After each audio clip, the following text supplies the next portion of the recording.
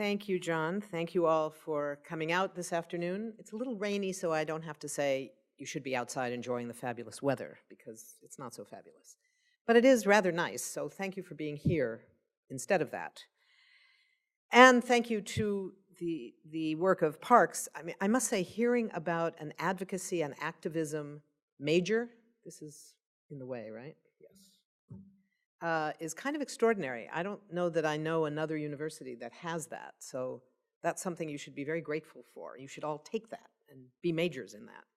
Because boy, are we going to need lots of activists, lots of advocates in this era and for the future. You know, when we talk about foreign policy in the era of Donald Trump, it's a bit of a misnomer because so far we have no idea what the policy is. I thought I knew a little bit about what the policy was going to look like. It was going to be a little bit isolationist. Well, that turns out to just be wrong.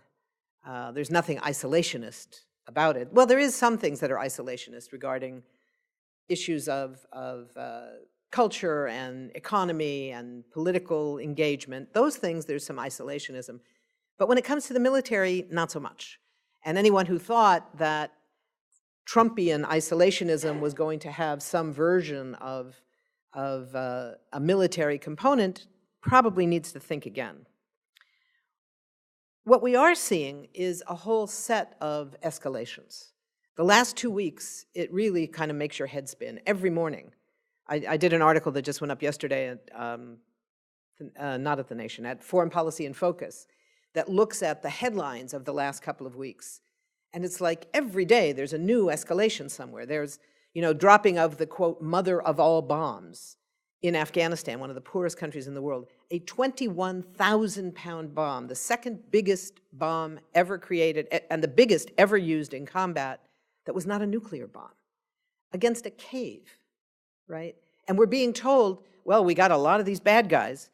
Well, they've told us that there's only 700 of these, quote, bad guys left in Afghanistan. So we have to use a 21,000-pound bomb against a cave where supposedly 90 people were killed? And we don't know that for sure because no one even in the Afghan army has been allowed to get anywhere near it, let alone any independent sources who might actually tell us what happened, what was destroyed, how many people who were not bad guys were killed. We simply don't know. And the administration is saying, trust us. And I'm saying, no, I don't think so. I don't think so. So we have the attack in Syria, which got so much attention about 10 days ago, maybe almost 2 weeks ago now. Now, what was interesting there was that this was not the first attack in Syria. The Obama administration began the bombing of Syria. The Trump administration has escalated the bombing of Syria. The difference here was that this one, they acknowledged it was the first time it was officially aimed at the government in Syria. And they claimed this was in response to a horrific chemical weapons attack, for which we still don't know exactly who did it and exactly what it was. You all heard probably, because there was enormous publicity about the so-called 4-page white paper that the White House released that was the evidence of why we know it was carried out by the Syrian regime. Well, how many of you saw that white paper? One, okay. The white paper is available. It's a good thing to read. But what you won't learn from it is any evidence of who did it. It's a bunch of assertions, and again, it's based on trust us, we know. Well, sorry, but we don't trust anymore. I would say particularly this president. I didn't trust the last president when it came to war, and I certainly didn't trust the president before him. I actually didn't trust the last 3 presidents before them either, but that's sort of neither here nor there. I'm a sort of, I was going to say bipartisan, but I guess nonpartisan or bipartisan critic of these wars. But the reality is we don't know a whole lot of things which are providing the excuse for a whole lot of escalations around the world. And those escalations are very, very dangerous. They're particularly dangerous to the people in Afghanistan, Syria, Iraq, Yemen, Somalia, everywhere in the world, South and North Korea. Those escalations are incredibly dangerous, but they are also dangerous to us. We have been at war with terrorism for over 15 years now. And terrorism is doing just fine. Terrorism is thriving. It's people and countries and cities that are being destroyed. Why? Because you can't destroy terrorism with a bomb. You can't bomb terrorism. You can bomb a city. You can bomb people. Sometimes you might get lucky and bomb a terrorist. But that doesn't kill terrorism. In fact, it usually breeds more terrorism because you can be pretty sure that even if you get the, quote, right person who really was a terrorist, who really did carry out some illegal armed action against civilians aimed at a broader political purpose, the sort of classic definition of terrorism, probably that person had family and friends and a village or a tribe or a religion or a country who didn't necessarily think he was a terrorist. And they're going to be pretty angry. And some of them are going to get really angry, and some of those people are going to turn to violence. And some of that violence will come back to haunt us as well as the people in their neighborhood. So it doesn't make us any safer. So when we talk about ending terrorism, and God knows we should because it's a very frightening thing, it's not an existential threat to our country, but it is very, very frightening at the human level. We should be trying to stop it. What we do know is that what we've been doing so far doesn't work. You can't win the war against terrorism with a war. So what we have instead, we have this notion of America first, right? America first means military first. It's not this isolationism. It's about American corporations. It's not even about the corporate world. It's about the corporations of this country. And most of all, it's about our military, showing off our power so that every other country in the world knows that we are the biggest and toughest ones on the block. You know, we hear from President Trump two very contradictory things. On the one hand, we hear, our military has been hollowed out. The military is a shell of itself. It needs to be rebuilt. On the other hand, he says, we have the greatest military ever created. Well, the reality is, but whatever else, we certainly have the most expensive military in the history of the world. We spend as much money, actually more money, on our military as the next 8 countries in the world, including all the major military powers that we say we're mobilizing against, Russia, China, Iran, all of them together. It takes 8 of them to match what we spend in a year on the military. And when we see this kind of aggressive military escalation, you know, we're gonna get those guys in ISIS. We're gonna beat the X out of them, you know. We're gonna threaten China. We're gonna threaten North Korea. We're gonna have bigger nuclear weapons than anybody else. So we not only can destroy every living thing on the earth 65 times, but we'll be able to destroy it 200 times. Really? You need to destroy everything on the earth more than once? You know, how does that work exactly? We have a serious problem of how escalation puts us at greater risk, not less risk. This new Syria strike was particularly pointed out because it was against the Syrian government, but it also could have been particularly pointed out for being in explicit violation of both domestic and international law. Domestic law, because it was launched without the authorization of Congress. You know, the Constitution is very clear that only Congress has the right to declare war. Now, you can say, well, we haven't declared war since World War II. Yeah, so what does that say about all those wars we've fought since? Whether it was Korea, Vietnam, Grenada, Panama, everywhere else, El Salvador, Nicaragua, Angola, Mozambique, you name it, we've probably been at war there. Panama. They were all illegal, that's what it says. And it did not even abide by the conditions of the War Powers Act. Now, what people sometimes know about the War Powers Act is that the president has to come back within 48 hours to tell Congress what he did, and then he can only only have the military stay in that country for 60 days. That's true, and President Trump did, with 6 hours to spare, he did come in and inform Congress that he had attacked Syria. But that leaves out the whole first section of the War Powers Act that says before you ever get to that stuff, the notification stuff, you can only send troops under 3 conditions. Number 1, if Congress declares war, which, hello, they didn't. Number 2, if Congress issues an authorization for the use of military force, which, hello, they didn't. Or 3, if it's a matter of immediate self-defense because the United States or our troops have been attacked. Well, guess what? There wasn't that either. So much for domestic law. Then you get to international law. The UN Charter is the fundamental component of international law when it comes to issues of war and peace, right? And the UN Charter is very vague about a lot of things. But it's not vague about going to war. It's very clear about what it takes for an act of violence, an act of war, to be considered legal. That doesn't mean it's legitimate, but it means technically it would be legal. It's only one of two conditions. Number one, the Security Council endorsed it, authorized it, called for war. That didn't happen. Number two, a country has the right of immediate self-defense if it has been attacked. And even then, only until the Security Council can meet and decide what to do. Well, we certainly know that didn't happen because the US was not attacked. There was a brutal, gruesome chemical weapon attack in Syria. It was not against US troops. We still don't know who carried it out. Why don't we know that? Because remember that white paper that I mentioned that doesn't have any information about who actually did it? It just asserts it was done by the government and says, trust us because we have all this great intelligence that we're not going to show you. So you should believe us because we say we have it? I don't think so. But this is what makes it a violation of international law. So we have this problem of escalation going on that's not linked to any kind of a strategy.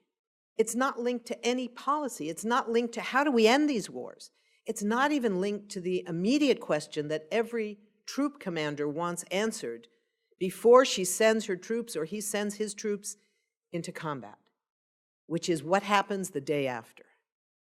The US military is pretty good at kicking out dictators and taking over countries. We've done that a number of times. We can do that pretty well. What we're not so good at is what comes next. And this time around, we're not even talking about what comes next. We're not even talking about what we're doing this for. You know, the attack in Syria, we don't know exactly how many people were killed. We're being told there were only a few civilians. How many is a few? I don't know. Maybe no civilians were killed. Maybe it was only military people killed. We don't know. But we do know that it wasn't linked to any strategy for how to end the horrific war that's been going on in Syria for 6 years and has led to half the population being displaced from their homes, and half of those being forced to become refugees outside of the country. 5 million refugees. And there is a huge refugee crisis as a result. The refugee crisis isn't here. The refugee crisis is in Jordan, a country that's already short of water for its own population that suddenly is dealing with 1 million Syrian refugees. It's a refugee crisis in Lebanon, a tiny country, where now 1 out of every 3 people in the country is a Syrian refugee. It's as if one day in the course of 6 months, we had, I think, something like 110 million Canadians dumped into our backyard with nothing but the shirt on their back, and sometimes not even that, who need food and medical care and school for the kids and housing and jobs and care for the emotional crisis and trauma that they've all suffered. What would we do? Would we be as generous as the people of Lebanon are right now that we don't even pay attention to? I don't think so. But we don't have, and then you talk about a refugee crisis in Turkey where they have 2.5 million Syrian refugees to take care of. Now, Turkey is a pretty wealthy country. Turkey has a lot of water, so they can do that better than some. But 2.5 million people just in the course of a few months that they're taking care of? It's a huge crisis. We don't have a refugee crisis here. We have a racism crisis here that's saying we are not going to let these people in. The beautiful babies that Donald Trump says he wants to drop bombs in Syria to avenge, those are the beautiful babies who are having the door slammed in their face and the face of their mother and their father and everyone else in their families not being allowed to come here because we don't want refugees here. That's a crisis of racism, and it's a crisis of morality. It's a very different kind of crisis. So we have a set of escalating wars. We have a foreign policy that isn't a policy, that has no identifiable goals. We don't even hear the talk of humanitarian intervention, which doesn't work, by the way. We don't hear the talk of bringing democracy to the benighted masses. which also doesn't work. We don't have any kind of goal being established here. There's no goal of establishing democracy. There's no goal of ending world hunger. You know, you could end world hunger with about a third of this year's proposed military budget increase. You could end world hunger in about $20 billion. It's not a third, sorry, it's a little less than half. Trump wants to add $54 billion to this year's military budget for next year because, you know, $568 billion isn't enough. And that $568 billion, that doesn't even include veterans care. That's another $180 billion. It doesn't include the nuclear weapons because they're not in the military budget. They're paid for out of the Energy Department. And ironically enough, it doesn't even include the wars. The wars have their own budget. It's called the Overseas Contingency Operations budget. You know, I got to say, one thing I really appreciated, probably the only thing I really appreciated about George Bush's presidency, was that he called a war a war. He said, we're taking the world to war after 9/11. And we're going to call it the global war on terror. And it hasn't worked. We've been at war for 15 years. Terrorism is doing just fine. That war has failed. But he called it a war.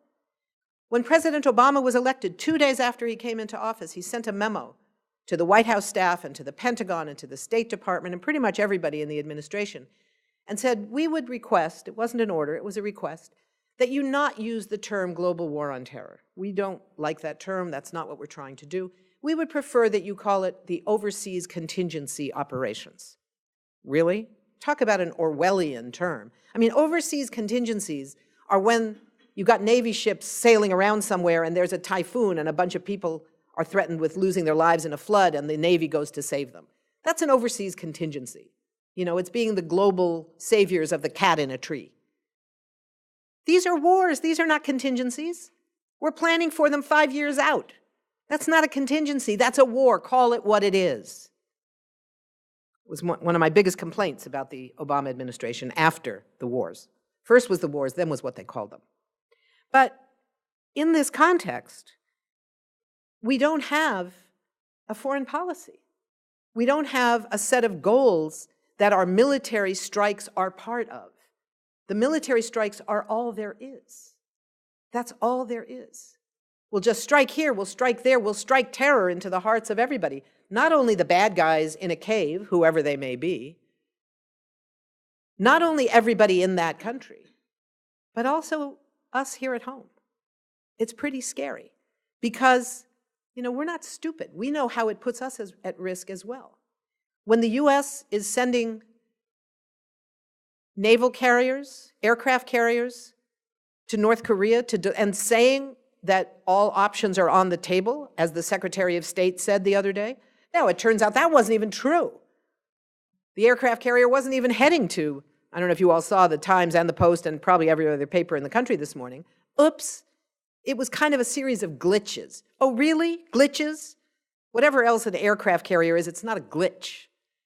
It's a giant floating city with 5,000 sailors and about 100 planes to drop bombs.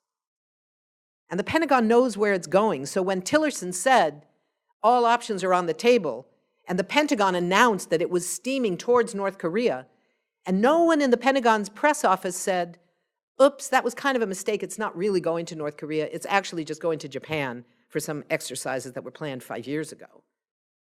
They wanted us to hear that the US was about to attack North Korea. And people in this country aren't stupid. We know what that means, how that puts us at risk as well as everybody in South Korea, most of Japan, and half the rest of Asia. That this is a really serious thing. You don't make idle threats. You also don't make threats you intend to implement, because that's even more dangerous. But this kind of loose talk, you know, you announce your foreign policy on a tweet at 3 o'clock in the morning. This is not a policy. This is not a strategy. We're hearing the same thing now about Iran again. Iran is once again in the crosshairs.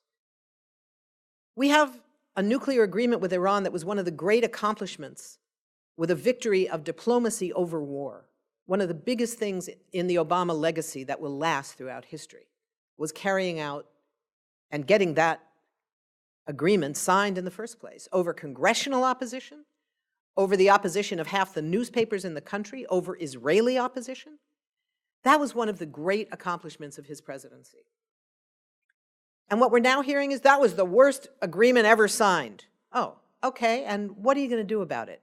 Because your own Secretary of State already said that they're abiding by its terms.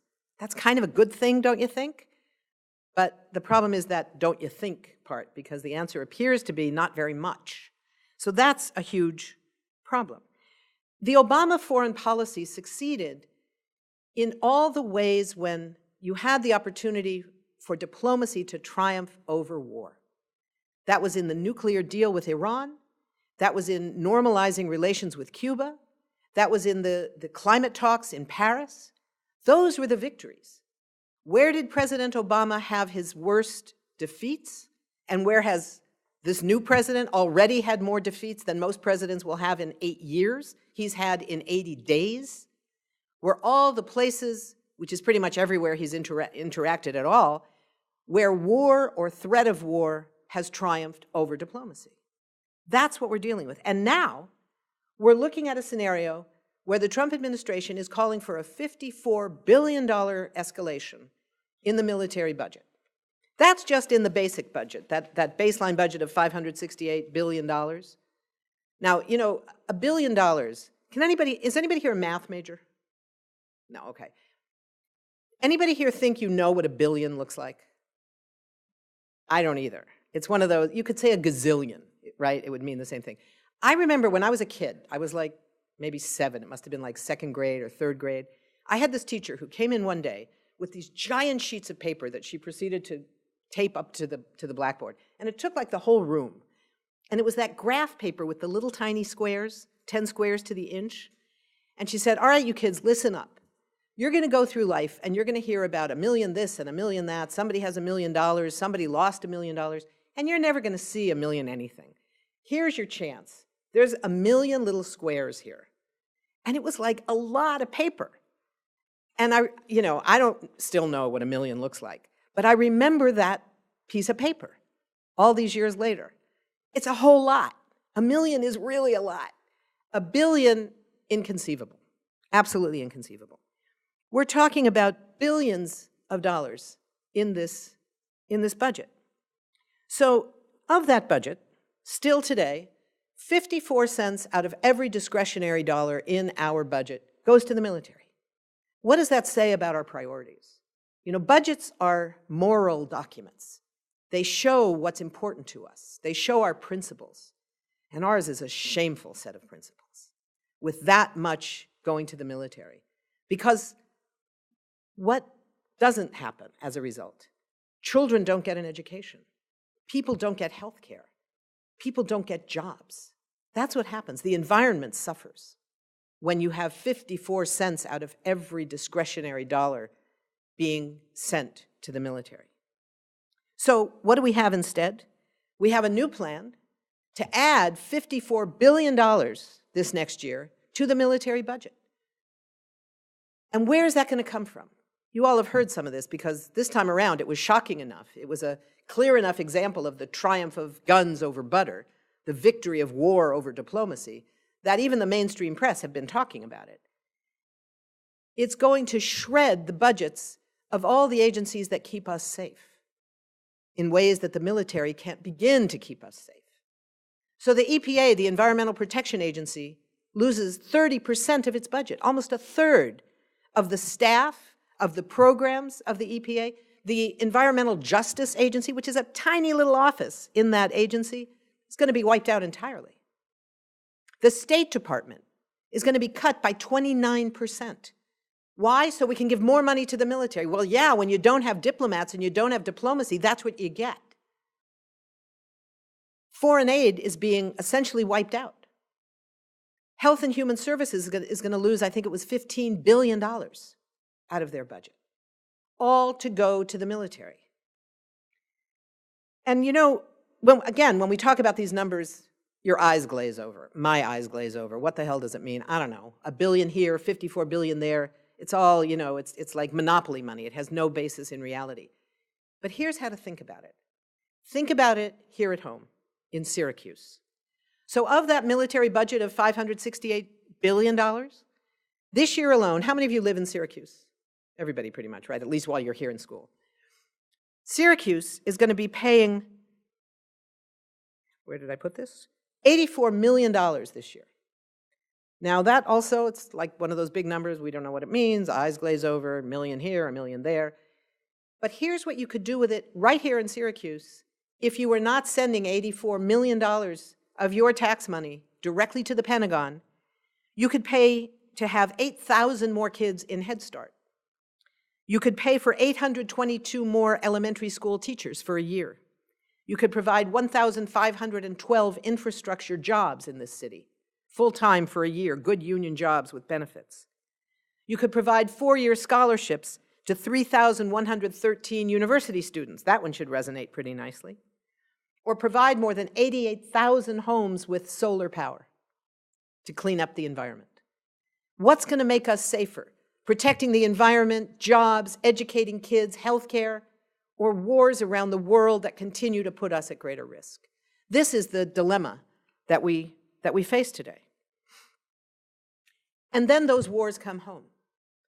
The wars going on around the world have led to the kind of massive escalation, the massive spiking of Islamophobia that has taken over so much of the powers of this country. Islamophobia has a long and sordid history in this country. But the reason that it's spiking now, the reason that it has been spiking over the last 20 years, is not a coincidence. It has everything to do with the wars that the US is waging around the world. Because just like racism has economic and political goals, it doesn't just exist in a vacuum, Islamophobia helps build support for wars when you're going to war against predominantly Muslim countries. The same way that racism against Asians spiked during World War II for the war against Japan, the same reason that Vietnamese were called gooks during that war at home, leading to all Asians risking on the street being called gooks walking down the street because they looked like the people that the US was going to war against. Islamophobia plays that same role. And if you can demonize people enough to kill them abroad, that's going to spill over at home. If you train people to hate people who are Muslims at home, it helps you justify for your own soldiers why it's legitimate to kill them abroad. When the first Muslim ban was announced, you remember there were 7 countries that were particularly targeted for special punishment. Of those countries, the US was already bombing 5, had soldiers stationed in 1, and was sanctioning the last. None of those countries, coincidentally, had Trump empire hotels or other investments. Maybe that was a coincidence. I don't know.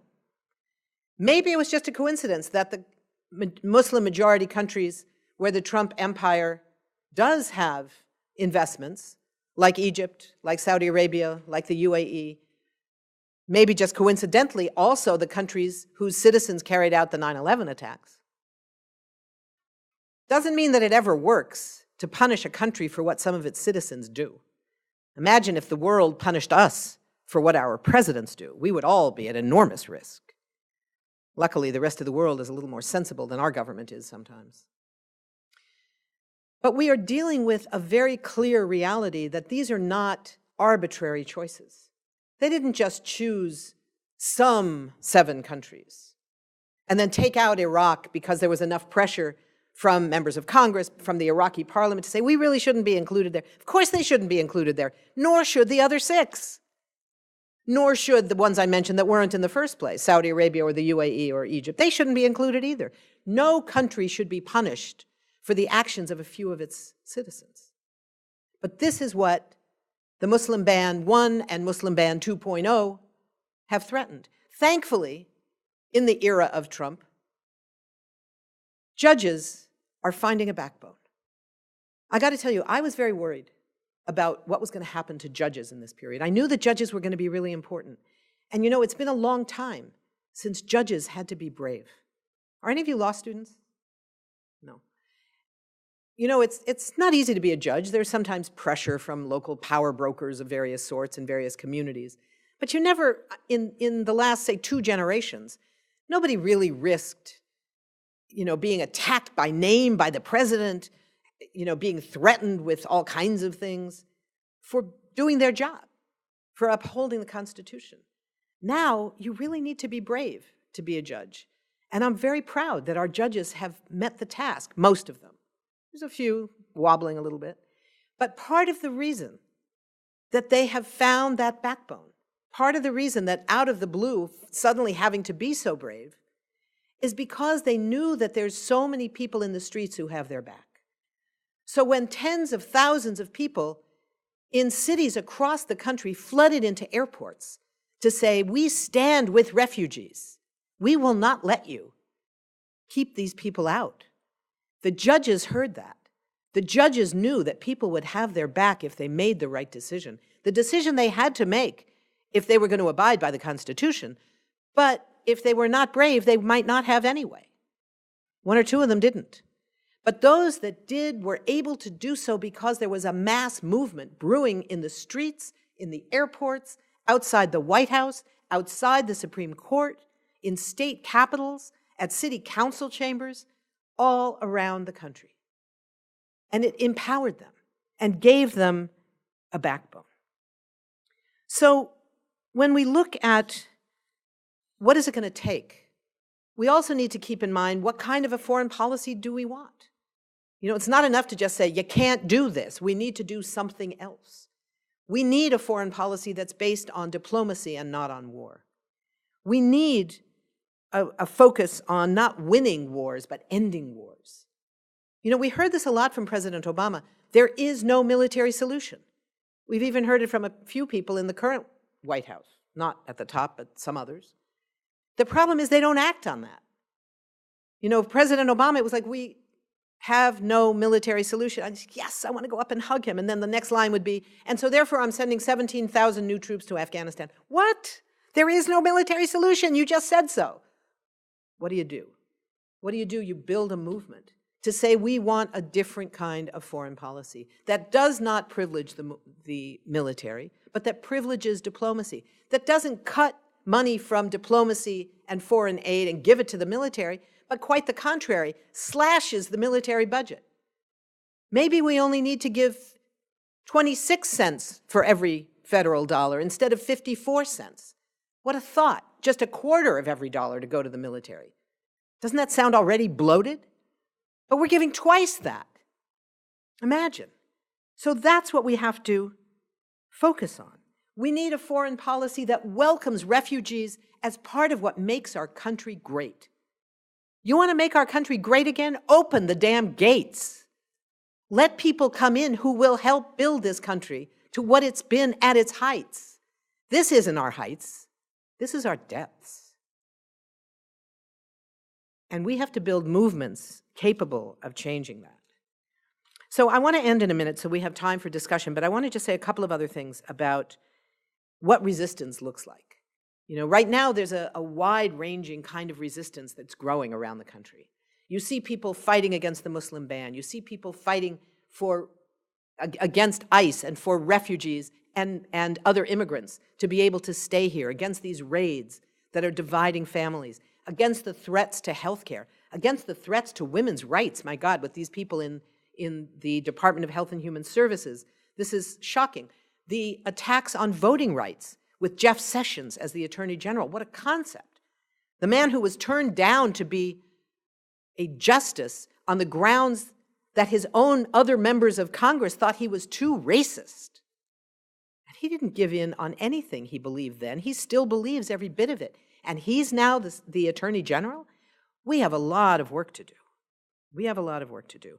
We need to strengthen that movement. Resistance means all of this. It means standing with Standing Rock to defend water, but it also means standing with Flint, Michigan to defend water and the rights of people in this country, the native rights to their treaties and their land, and the rights of everybody in this country to clean water. What a concept that the wealthiest country in the history of this earth, 25% of our children are hungry, and some huge number of people don't have clean water. What does that say about our priorities when we're now saying give $54 billion more to the military? So resistance looks like all of this. Resistance looks like being a sanctuary city.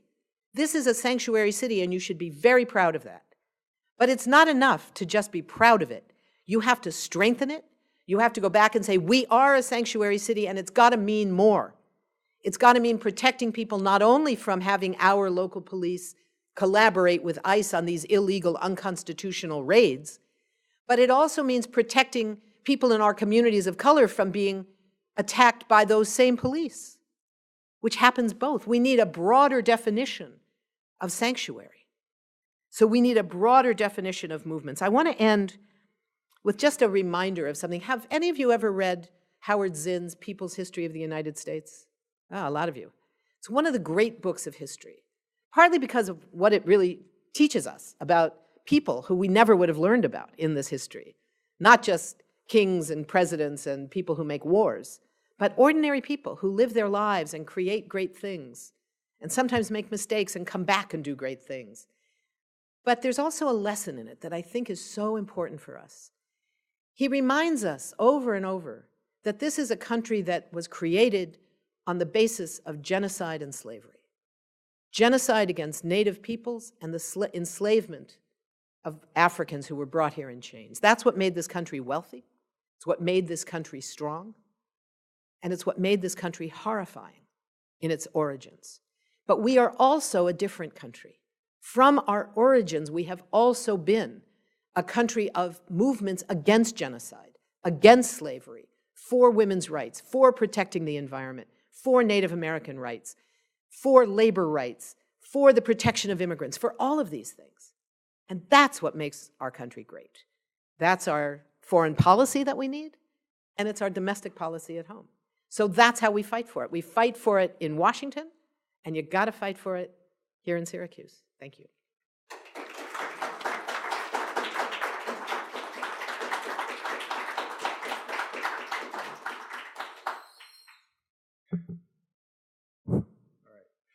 Hi, everyone. I'm Mark. I know that you came to hear Phyllis, so I'm not going to take a lot of your time, but I do have a couple things I'd like to say. One is I really appreciate the forceful moral vision behind Phyllis's comments. And my first field was international relations, and one of the first things you learn in international relations when they start to introduce you to the realist tradition is the argument that foreign policy is not about moral principles. It should be about national interests, essentially divorced from any notion of moral principle, and I've always found that to be a fundamentally repellent kind of idea, and so I appreciate the reminder very much that moral and ethical principles are bound up with foreign policy everywhere and always. I agree fundamentally with, at least from what I can tell from what I've seen, with Phyllis's claim that there's no long-term strategy that this administration appears to be following. I certainly can't make one out. But I do think that there is a worldview that animates what they have done so far. And I would argue that there's at least two important components to that worldview. And one of them, it looks very much to me like Samuel Huntington's doctrine of clash of civilizations. And I think that Stephen Bannon, Stephen Miller, maybe Jeff Sessions, certainly Sebastian Gorka, people who have positions of some responsibility advising the president in the White House, all of these people subscribe to a vision of the West as essentially a capitalist, Christian, white civilization that is beleaguered, besieged, under attack by forces from non-Western, non-white, non-Christian sorts of civilizations. And I find that really disturbing and frightening, that civilization, or I'm sorry, that notion of clash of civilizations has people in the White House who take that extremely seriously. So I was very relieved when Stephen Bannon was relieved of his responsibilities on the National Security Council. It seemed like a huge step in the right direction.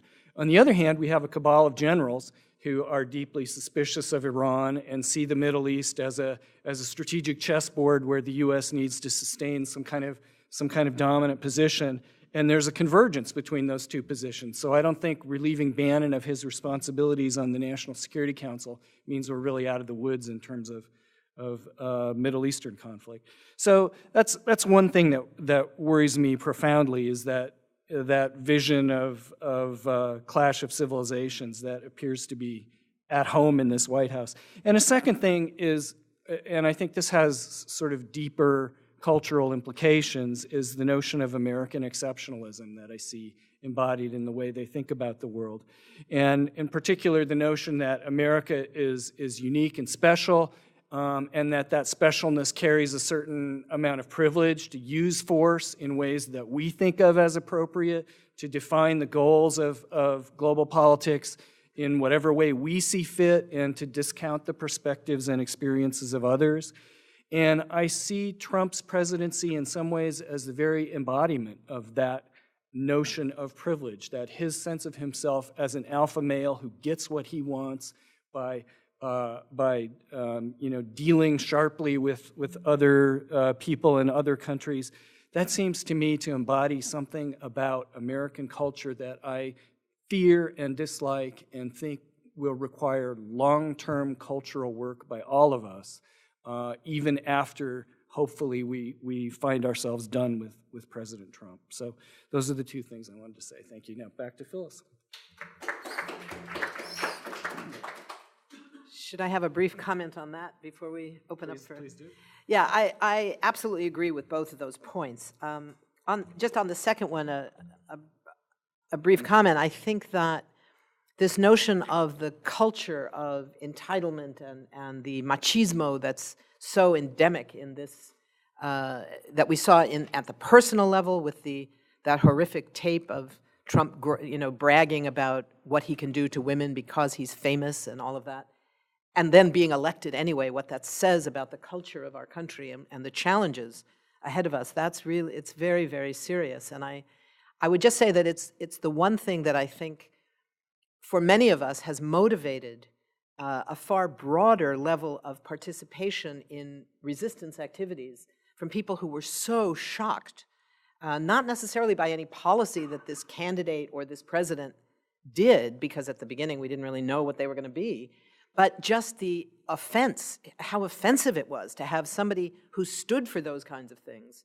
Whatever he said about, I'm going to bring back coal jobs, when, many of us knew that was not going to happen, but, it's understandable that people were pretty angry about the other alternatives. They weren't very great. But the willingness to embrace somebody who stood for such craven abuse of power, that abusiveness, I think it's been really important in bringing in a new set of people into the resistance. And I think the job of those of us who were already resisting even before is to kind of make those links and make this real in the systemic sense, that it isn't just about Trump. Trump is an easier target in some ways, and is far more dangerous in terms of these worldviews of who he has around him. But in terms of, for example, the wars, we're seeing a quantitative, less than a qualitative escalation. So it's an obligation we have, I think, to make those links as well. The way we're going to do this is we are recording. So Megan has a microphone. So you'll just ask, if you want to speak, just put your hand up and she'll get to you next. All right? So.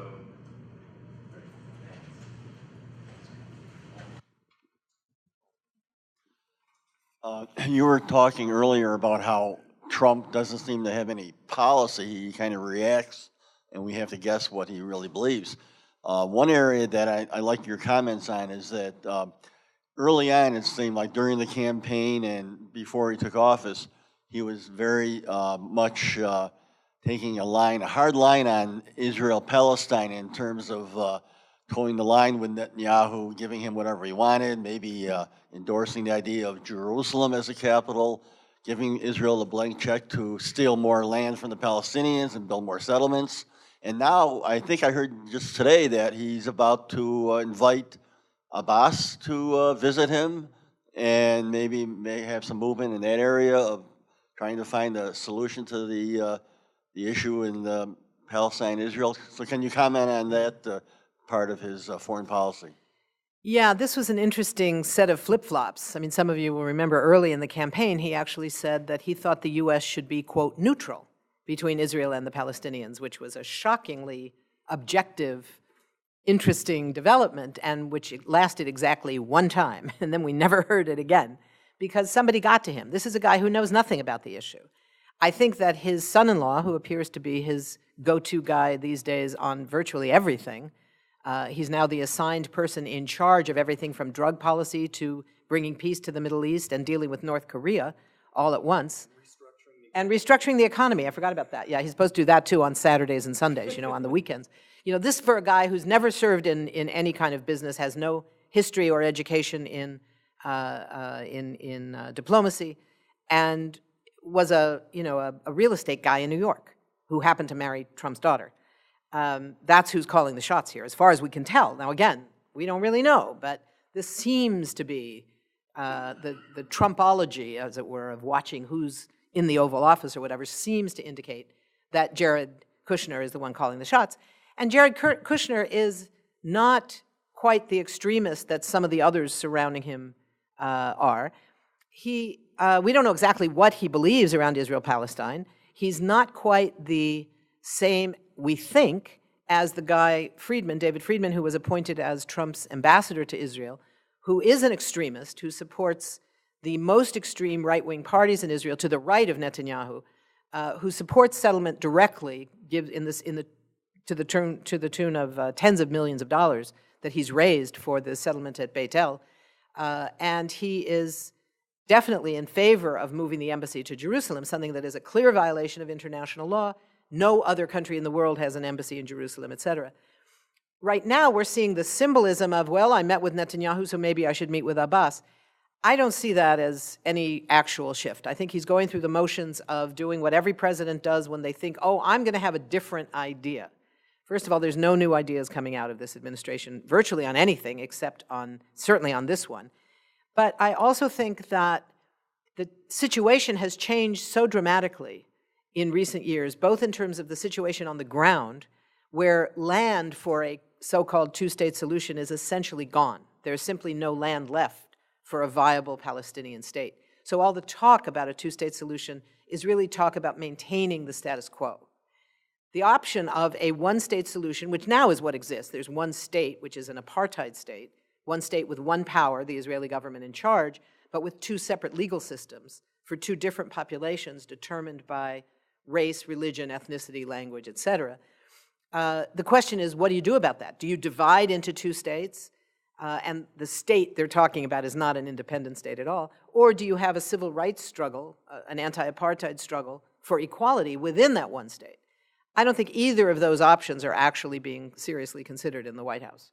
So I think we're looking at a very different set of conditions on the ground and very different conditions politically in the United States because of the shift in discourse on this question. When 60 members of Congress skipped Netanyahu's speech 2 years ago because they were so outraged by how Netanyahu had insulted President Obama, as well as outrage at his settlement policies, that was different than had ever happened before. That was new and different and vitally important. When you have an organization like Jewish Voice for Peace that stands for Palestinian rights and against racism and Islamophobia, now having about the same number of young Jews in its organization as the AIPAC Youth League, that's a change. That's a massive change in public discourse on this issue. So those things are having a huge effect. I think they're going to be more important than Trump's kind of stumbling around about who do I invite to the White House.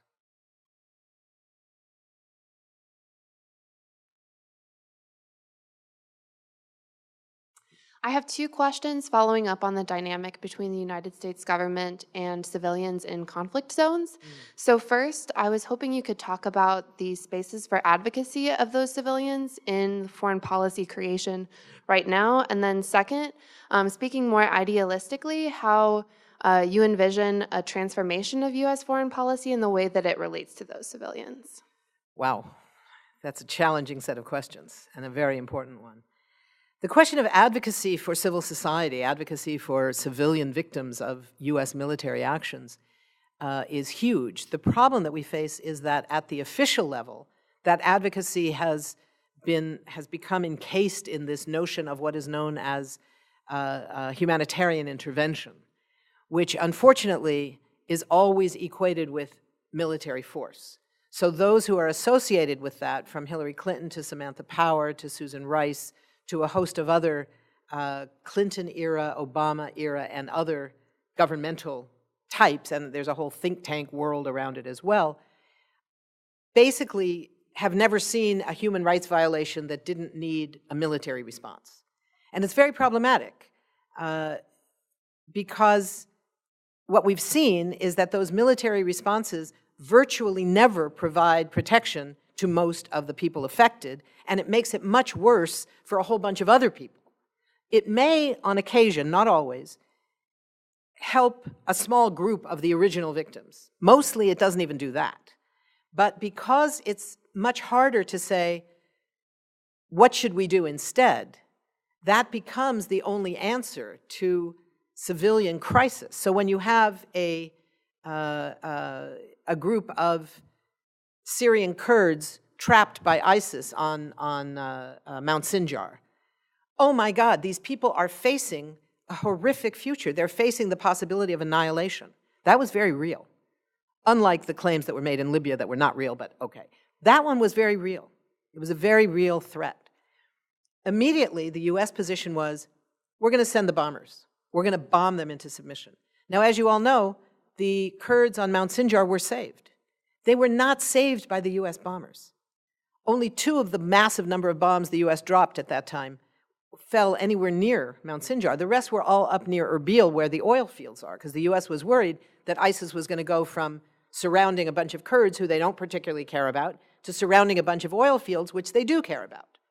That's where they were bombing, under the rubric of this is about international humanitarianism. This is about intervening to save people. The actual saving of those people was carried out by Syrian Kurdish militias who got up the backside of the mountain, were able to escort people off the mountain, fight their way through the ISIS lines, get them out of harm's way.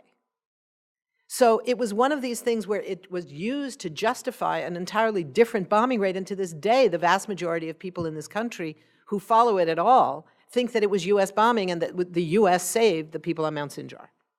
And that's the problem. The other side of it is, so what do we do instead? And that's much more difficult, because what we see is that there is not always an answer to the immediate crisis that affects people in military scenarios.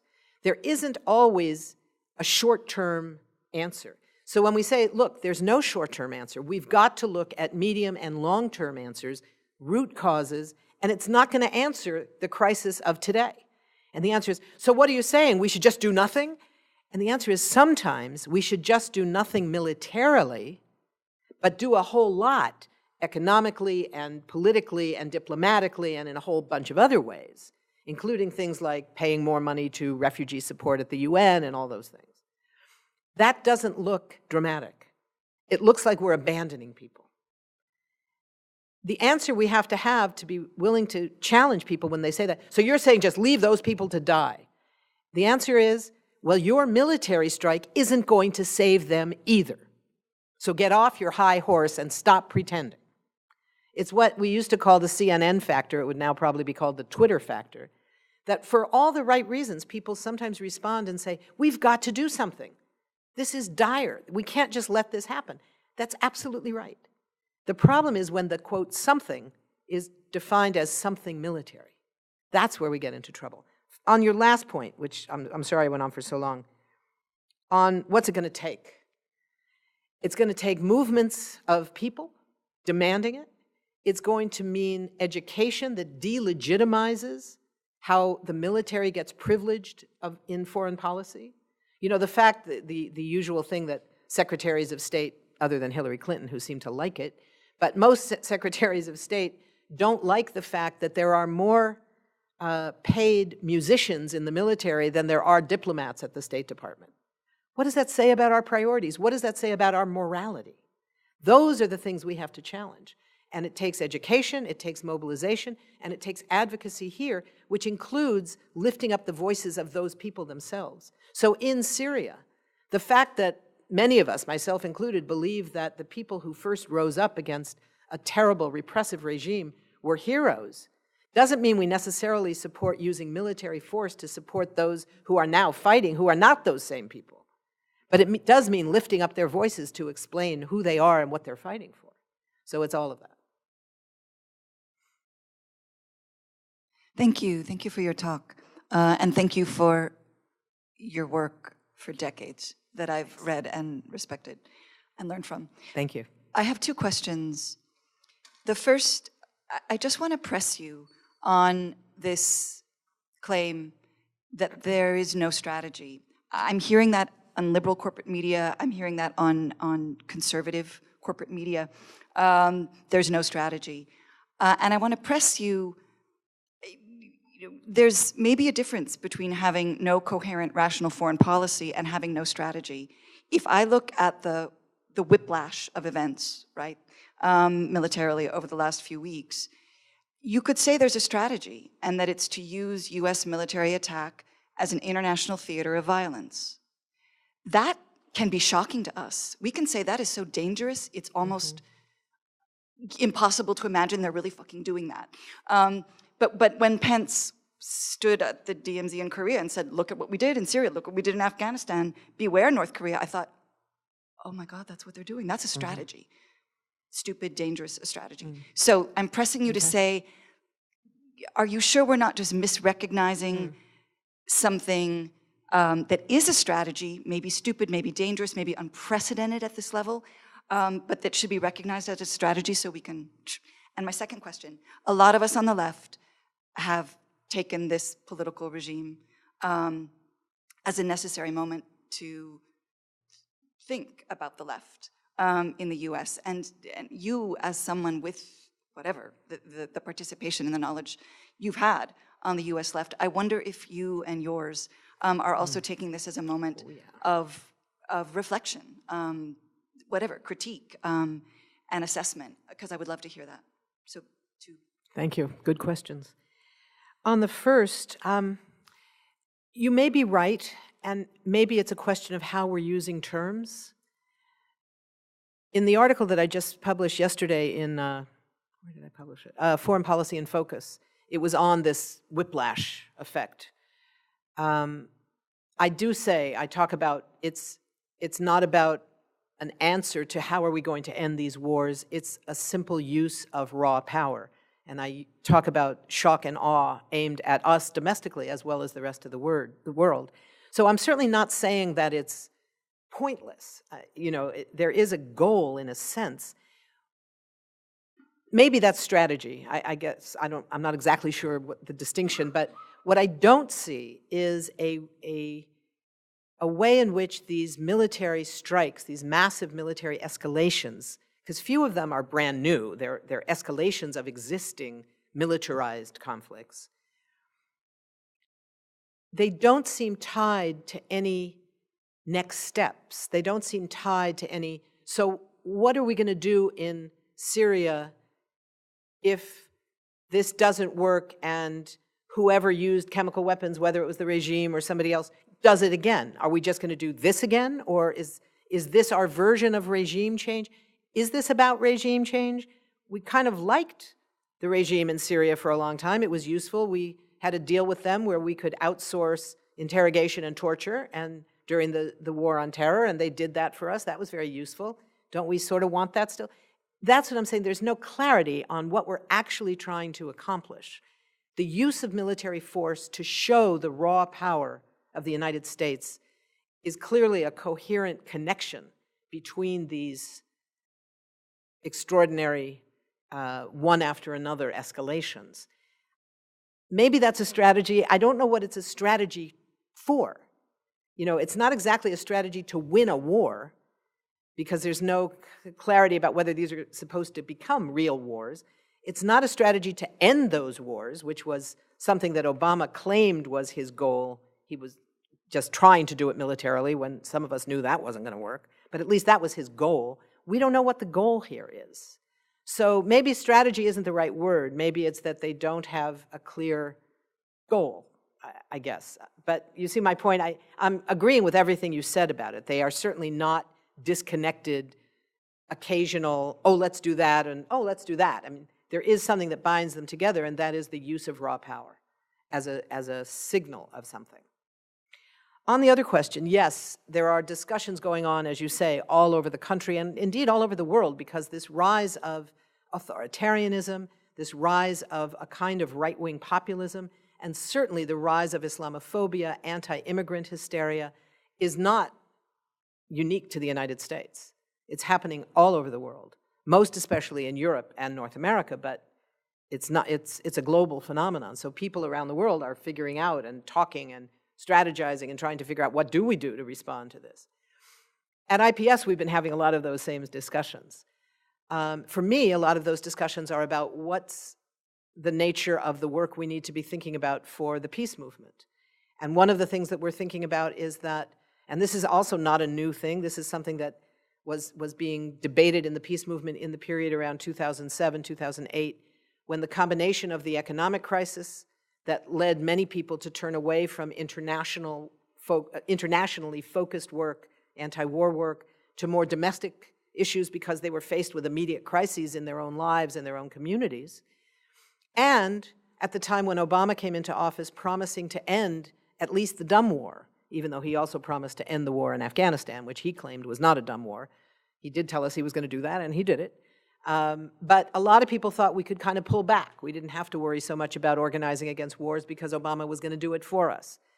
I was not one of those who believed that, but there were plenty of people who did. The combination of those two factors led to a severe weakening of the anti-war movement. At that time, many of us argued, what we need to be doing is not trying to rebuild an independent peace movement that's the leading force of the entire progressive world, because we weren't, and to say instead, our job is to get the information about militarization, the military budget, how the military budget distorts our efforts to create jobs and healthcare and education for all, into the hands of those movements that are rising against police brutality, the movement that became Black Lives Matter, the movements for immigrant rights, the movements to protect the environment. All of those movements are affected by military spending and the military budget and the wars abroad. You know, the Pentagon is the biggest polluter in the world. So we have to deal with that if we're in the environmental justice movement.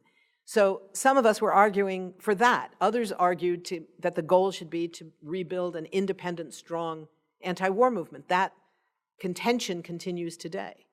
And that discussion is continuing today with even more urgency. So yes, those discussions are underway. For me, the issue is, how do we broaden out? How do we make these broadly defined resistance movements knock down once and for all the silo walls between the various components of our movement, while at the same time sharpening as much as we can the depth and the ripening of our specific arenas, whether it's the anti-war work, the environmental justice work, the anti-racism work, anti-Islamophobia mobilization, all of these things. The mobilization that will happen next week in Washington, very big, but also in cities around the country, the Climate March, the People's Climate March, is doing a really terrific job of making all those links, pulling in anti-war issues, issues around racism, issues around immigrant rights, issues around Native Americans. So that's the beginning. That's how we pull this together. Okay, so Phyllis, you know, in the 90s, we pretty much understood, and even in the first decade of the 2000s, you know, what one of the drivers, the material drivers, was. And, you know, the control of fossil fuels, you know, around the world. We thought, okay, that at least one big driver in terms of what are these conflicts about. Not the only one. I think theaters of violence have been around for a while as well, as sort of like hedging bets and maintaining, sort of maximizing room for maneuver about various things that you're not quite sure what's going to be around the corner, and you want that signal to be really clear, right, about the ability to strike and strike wherever at will. But I'm wondering, you know, are we seeing a reconfiguration, or is that still, when we think about the factors, does it have the same weight? I mean, I think Tillerson is there for various reasons, but is this Is this a signal that this continues to be one of the drivers of what's going on? I have no doubt that oil and fossil fuel extractivism in general is still a major driving force for wars that are raging around the world, and certainly a major driving force for U.S. foreign policy. Whether it's as important as it was 10 years ago, I don't think I know enough. I would recommend a terrific article by my friend Antonia Juhas in These Times, a major expose, Mother Jones, I think, a couple of months ago, that looked at exactly this question and some related questions. She knows everything there is to know about the oil industry in ways that I can't even imagine knowing. So I recommend that. But I do think it's important for us also to see the broadening of some of these factors. Some of them remain. The Middle East is still a center, not only for oil. The U.S. has not imported the majority of its imported oil from the Middle East since 2010. Since that time, Africa way took over from the Middle East. And of course, we get most of it from Canada and Mexico, so it's a whole different thing.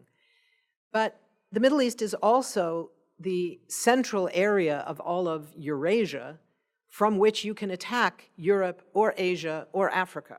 And if you're looking at how do you position your forces, you want the place that's going to be closest to wherever you might want to move. The lily pad approach is what the Pentagon calls it. The reason we have more than 1,000 U.S. military bases around the world is so we can jump from one to the other. You can move planes from one to the other. You can move troops from one to the other, because we have bases everywhere. Some of them are little tiny, just sort of an office and maybe a helicopter pad. Some of them are enormous, like cities. But we have more than 1,000 of them. And that's why. It's to be able to be agile and move around like that. But we also have, in this era, whole new issues that create conflict. One of them is climate.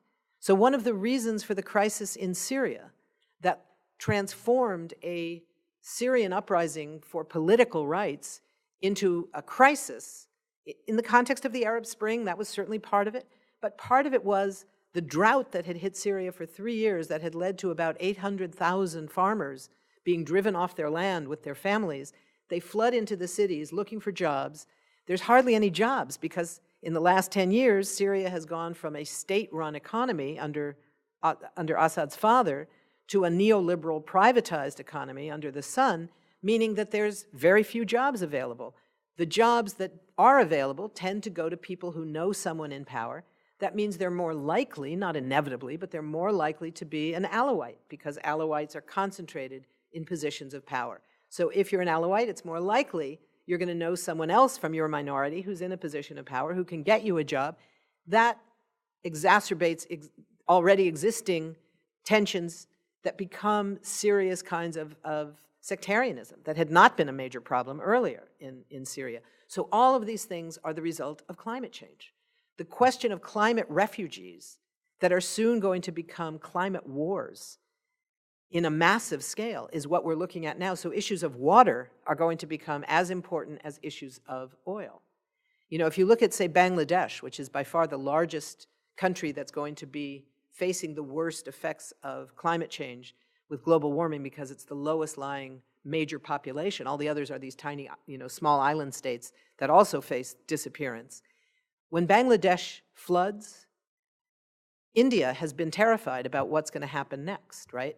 Bangladesh and India have a relationship, right? They were supportive of the creation of Bangladesh during the war with Pakistan. But what's India's response to the future that they see of these massive hundreds of thousands or millions of Bangladeshi refugees? They're building a wall. What happens? They drown, literally. That's the position of the Indian government. So this is what we're dealing with around the world, is the rise of new wars that are going to be climate wars, they're going to be refugee wars, they're still going to be oil and gas wars, they're going to be water wars. So we need an anti-war movement that is more rooted in all of these communities than ever before. I wanted to ask you two questions with regards to advocacy and organizing. And I really loved a lot of what you mentioned. I just kind of wanted to pick your brain with regards to that. So we've seen a massive increase in activism, like from people that have never been engaged in politics or in activism before. But what I've from what I've seen, that hasn't translated, for example, that's translated into massive amounts of increase in support for things like Planned Parenthood and ACLU, which is fantastic, but that hasn't translated into joining movements like Black Lives Matter, or joining the environmental movements, or supporting clean water in Flint, or the water protectors in Standing Rock.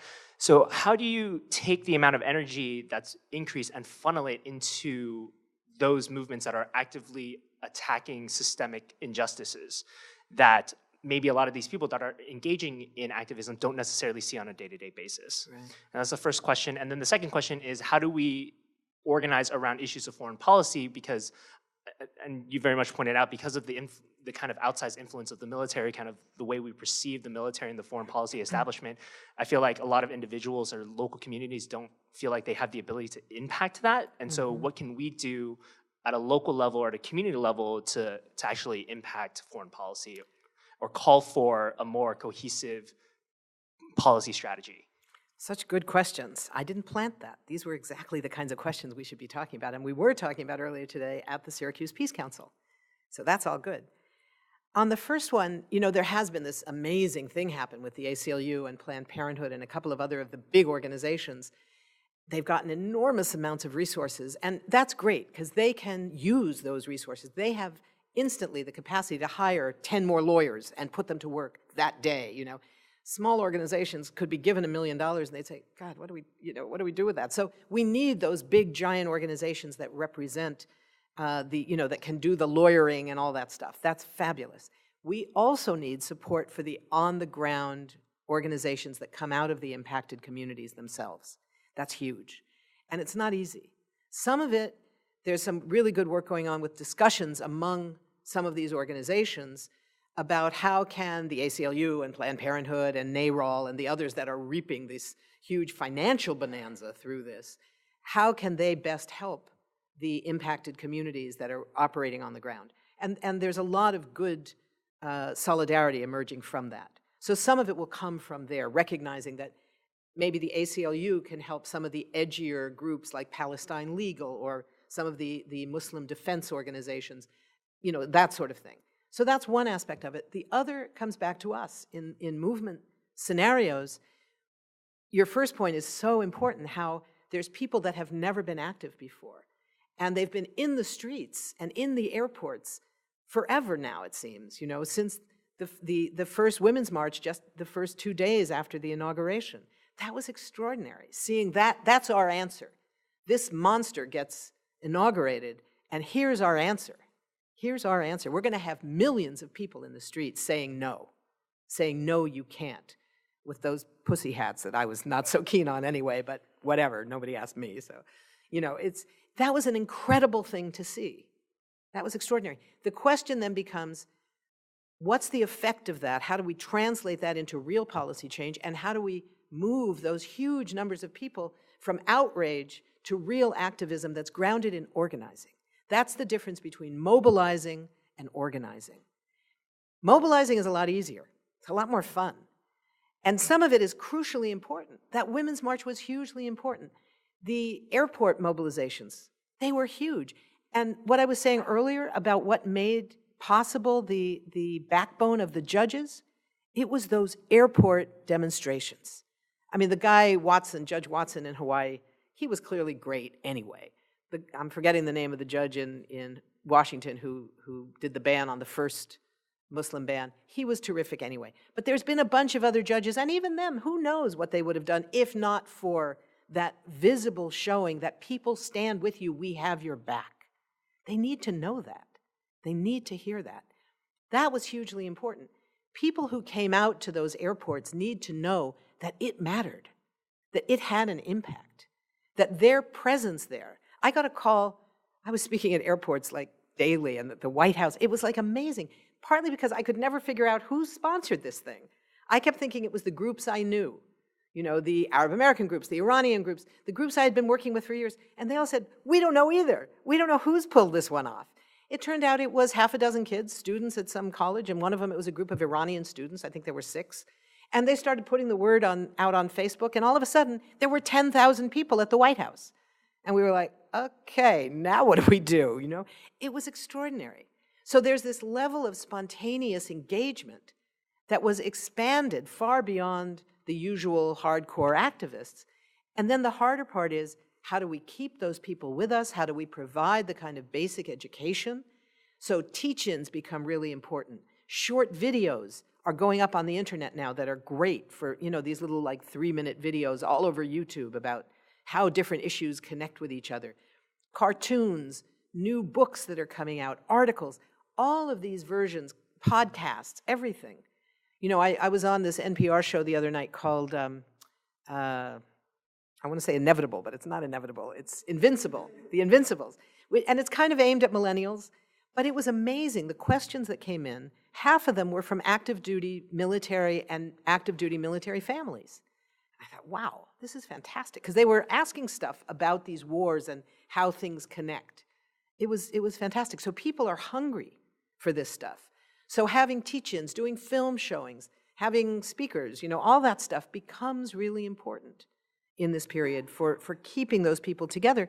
And it means doing the outreach that's necessary. Who in your community is working with Black Lives Matter? What's the local version in Syracuse of the Black Lives Matter networks? That's not just an organization, it's a network of people that are working on all kinds of different issues in different communities. How can we as longtime activists hook up with these longtime activists who may have been working just as long, but perhaps in a different community? So that becomes a crucial part of it. The other part, how does foreign policy get worked out at the local level? The easy answer is it doesn't. We're never going to be at a stage where the Syracuse City Council gets to vote on whether Syracuse residents are going to be shipped off to war. What we do have, and we have a history to show that it works, because we have things like the Cities for Peace campaign that we had in the first few years of the war in Iraq, when we had by the end of it about 375 cities that collectively represented more than 60% of the population of the whole country, that had passed city council resolutions, had had mayor's proclamations, saying various versions of, we don't want to go to war. We don't want our tax dollars to go to war. That money that I talked about, the $85 million, that could be the basis for a city council resolution in Syracuse saying, stop this. I know there is a campaign. You're going to hear some about it, I think, at the event tonight and maybe the one tomorrow at Cornell. People are already working on this question of the $54 billion escalation to get a city council resolution that disapproves it. So what does that mean? When we did it the last time around, when we had those 350 some odd cities, we brought a bunch of mayors and city council members to Washington to meet each other and talk about what to do next. And it was kind of interesting because we did a press conference in the morning and the national press was like, we don't care. But the press representing the Washington Reporter for all of those local papers, they were there.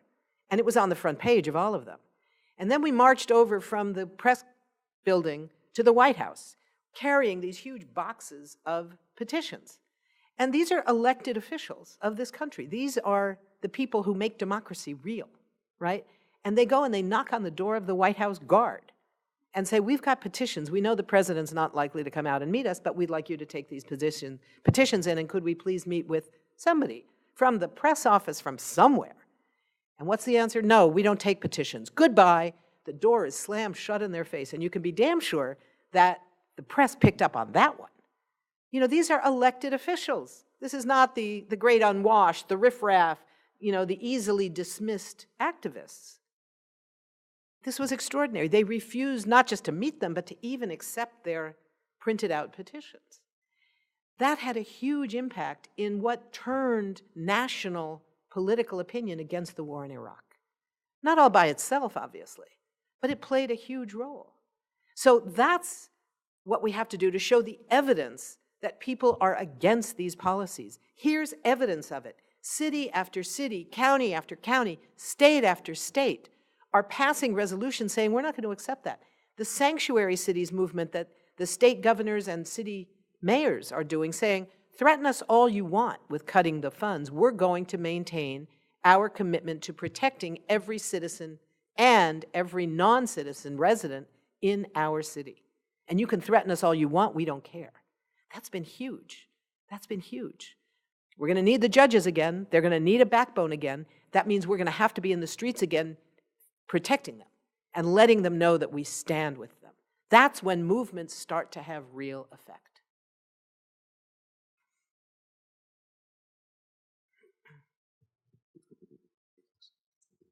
A couple of questions, if you still have your voice. Yeah. This is terrific, all of it. Invoking people in the streets, advocacy, resistance. Sobering note, to what extent do you see the prospects for a real crackdown by the power structure on these initiatives and these impulses? Can I? Oh, another sorry. one? Okay. Yeah. The other is, it's really heartening to hear you refer to Islamophobia, because I think that's one of the elephants in the room. We don't hear about Islamophobia or analyses of it, in my experience anyway. We hear a lot about terrorism. It's invoked constantly, that word. In fact, early in your remarks, you said something to the effect of, we got to deal with terrorism, whoever we is. But the problem I see with that is that we don't even know what it means. And it's always, well, it's non-defined. It's one of those really non-defined words. To my mind, the war on terrorism is a war of terrorism. We use aerial bombardment throughout much of the planet. That is terrorism. And I don't know if that's being articulated by people that know better. So, thank you. Thank you. On the question of a crackdown, I mean, I think it's clear there's a crackdown already underway. It's a crackdown against immigrants, massive crackdown against immigrants. It's a massive crackdown against Muslims, and it's a massive crackdown in African-American communities across this country. The question of whether white radicals and white activists are likely to also face a crackdown, probably at some point, but it's already underway. It's in communities of color, and it's not limited to activists. So it's a little bit different than the kind of predictable crackdown that will probably occur at various points in various jurisdictions, whether it's states or cities or nationally or whatever. But I think we are seeing that. We saw it with ICE arresting a young DACA, a young woman who had DACA status, meaning she was legally here, although she came without documents as an infant. Suddenly she was arrested 3 hours, I think it was, or 4 hours after giving a speech in defense of her father, who had just been picked up in a raid. So, and they admitted this was to make a point, to show something. So there is a crackdown underway. Is it likely to get worse? Probably. So yeah, we should be thinking about that. On the question of Islamophobia, it is a crucial one. I'm not sure, I mean, it depends where you are, how much it's being talked about and by whom. I assume there's I don't know how big it is, how significant in numbers, the Muslim students here in the Maxwell School or here at the university in general, here in Syracuse. I know Syracuse is a city of a lot of refugees. I'm assuming a good number of them are Muslim. I think you have a significant Bengali community and some Somalis and others that are presumably mostly Muslim. So there are Muslim communities here, and I imagine they're talking a lot about Islamophobia. The question is, where are we going? Who are we talking to have those conversations? And that's where those conversations need to start. The question of terrorism, I think, is a very complicated one. In my book, on which you can buy at the back of the room. Oh, good, thank you. I didn't tell him to say that. One of the things that I looked at was this question of the definition of terrorism, because it's a tricky business. There's no one definition. In the US alone, there are more than 100 legal definitions of terrorism in various legal jurisdictions. It's kind of nuts. Classically, in the broad sense of things, terrorism was defined by who was the victim and the motivation. So it was defined as a military or some kind of violent attack against civilians whose goal was to frighten a much larger audience, who had a political goal. That was kind of the definition. The State Department not too long ago changed their definition. So they said it's an attack by non-state actors. So there's no such thing as state terrorism now. Against, not civilians, against non-combatants. So you can call, for example, the attack on the USS Cole, the attack on a warship, an armed warship in international or, in that case, national waters, an act of terrorism. And they made a couple of other changes, but it's extraordinary. So the definition is tied to how do you want to use the definition. If you want to use the definition to justify a so-called war on terrorism, then every attack on anyone in the US military becomes a terrorist action because we are not at war officially. The idea was, well, the soldiers weren't firing on anyone, so it's an act of terrorism. It doesn't matter that they're soldiers. They were not combatants at that moment. The Khobar Towers in Saudi Arabia, which was a military center, a military dormitory, essentially. It was all soldiers. There were no civilians there. But they were non-combatants because they were sleeping. So it like narrows this definition that unless you're firing at that moment, you're a non-combatant. So that anybody, if you're not Muslim, you know, because Muslims are always terrorists, they can't be victims of terrorism. Yeah, you know what I mean? It's like this whole definition thing becomes ridiculous.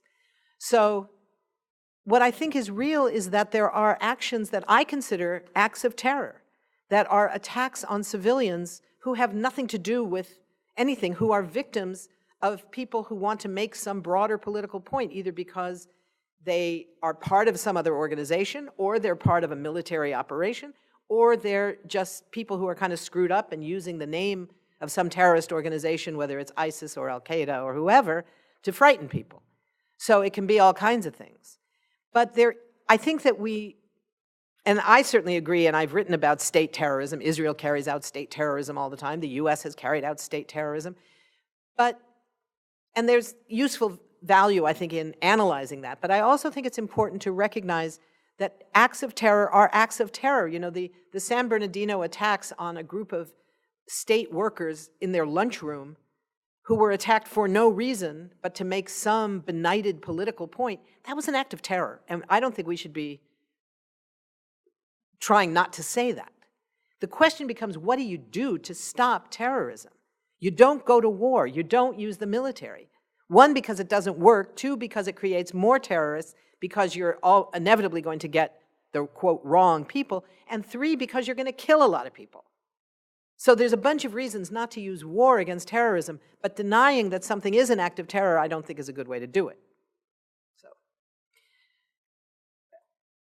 I think we're... This is a long day, and There's more to come, yeah. We can continue a bit of the conversation after. Have a round of applause.